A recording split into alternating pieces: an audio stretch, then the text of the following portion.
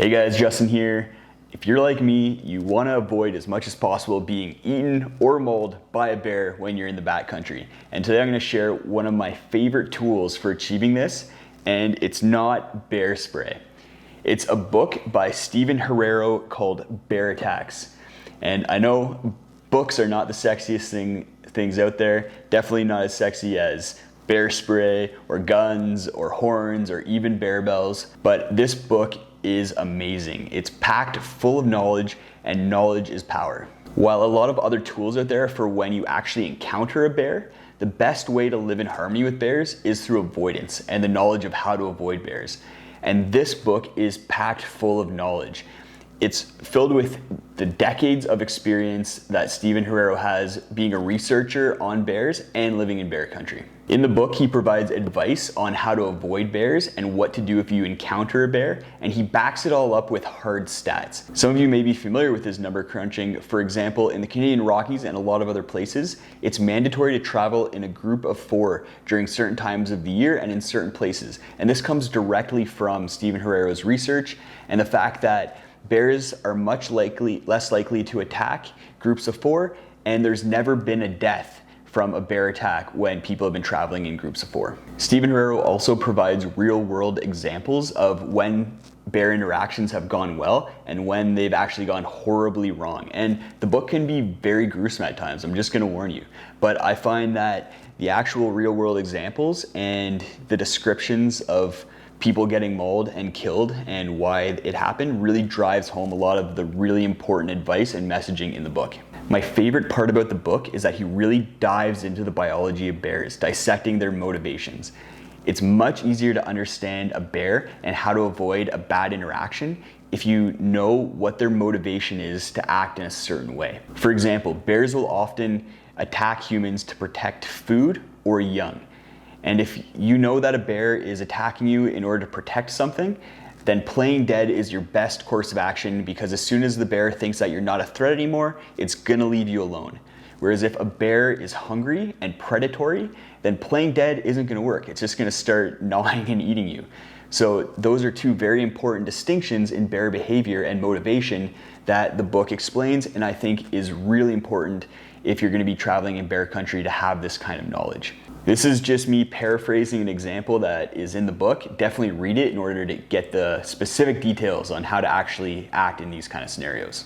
While the book covers a lot of information about grizzly bears, it also talks about black bears and differentiates between the 2 species, their motivations, and how to act if you encounter one or the other of the 2 species.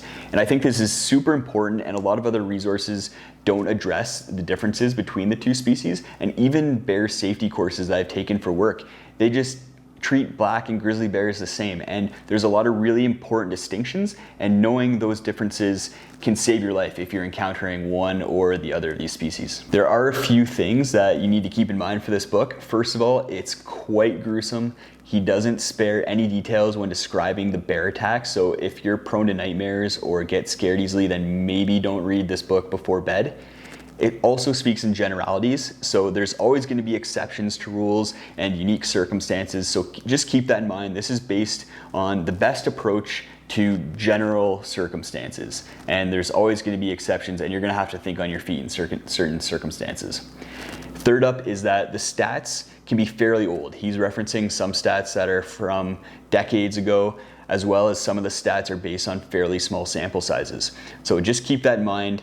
But as far as everything goes, he's providing the best research and the best information available. This guy, Stephen Herrero, he knows what he's talking about. He's probably one of the biggest bear experts in the world. And for that reason, if you're heading into bear country, if you're just gonna be visiting, camping, hiking, whatever, then I think this book is a must read. I've recommended it to all my friends. I've encouraged them to read it, and every single one of them has said that it's one of the best resources that they've ever encountered for bear information. That being said, I think it'd be a really interesting book even if you don't live in bear country. If you're just interested in the outdoors, some of the stories and ecology and information that's packed in here is just really interesting, and he presents it in a really easy to digest way, and I think it's just a really well written book as well. So there's 3 different ways that you can consume this book, and for the last one, I'll give you a way that you can actually read the book for free. But first up, just having a paper copy of it as a book. I really like that because I can leaf through it, find different sections, reference different parts of it before a trip or before bear season. And I just really like having the paper copy. You can pick it up on Amazon. I'll post links in the video description. I'll post the price right here, but definitely worthwhile to just pick the book up. You can also grab it as an ebook and read it on your Kindle or your Kobo. And the third way, and the way that I consumed this book for the first time, was as an audiobook. I think this book reads really well as an audiobook, and I'm not into audiobooks. This is actually the first one that I ever consumed as an audiobook, and I just listened to it on my walks into work, out for drives, driving to the trailhead, and it was just a really nice book to listen to and consume.